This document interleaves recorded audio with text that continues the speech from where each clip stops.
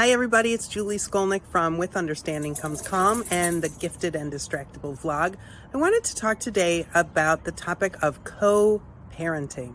It's such a concept, right? We think to ourselves, oh my gosh, are you kidding? I'm trying to figure out how to parent my 2-week kid and now you want me to actually collaborate and try to get on the same page with my partner or my child's other parent or my spouse. Well, yeah, it actually is the best way to parent, is to co-parent, is to collaborate, is to share ideas and compromise so that your child receives a consistent message. So how do we co-parent, particularly if one of the parents is 2E themselves?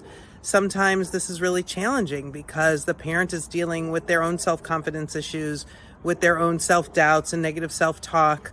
So the first thing that I recommend for clients to do is to set time aside, 15 minutes or 30 minutes max, to have the parent planning weekly meeting. This is a meeting where you discuss what went well and what didn't go so well in the last week. And then you spend the majority of the time talking about what one expectation you want to focus on for your child in the coming week.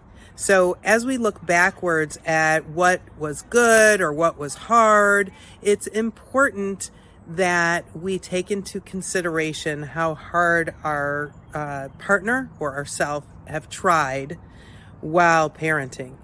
It's important to take this space, and just as we try to give positive reinforcement to our children, we have to give each other positive reinforcement. We have to acknowledge that it's hard, and we have to notice when things go really well, or when a spouse or a partner tries their best, whether they succeed or don't feel like they succeeded.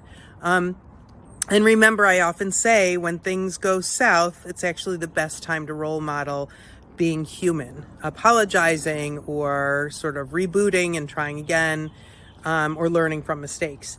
So the second half of, or the majority of the parent planning meeting in order to co-parent, is to focus on what one expectation you want to focus on in the upcoming week.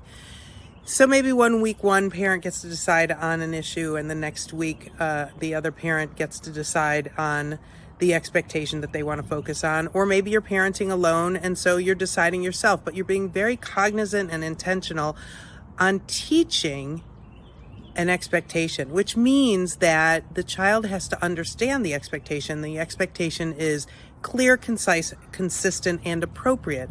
And so you have to decide this in your meeting. So going forward, when you're talking to your child, they really understand what you're looking for and what you expect. So this is the greatest way to co-parent, and then to come together and recognize when things don't go well. Okay, what do we learn from it?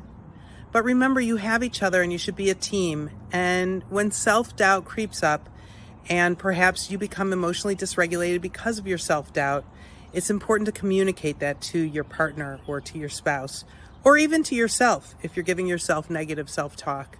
You are human, and mistakes are the greatest way that we learn.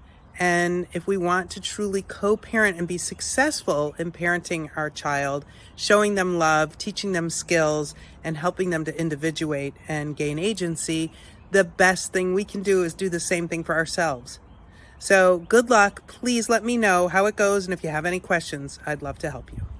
Have a great day.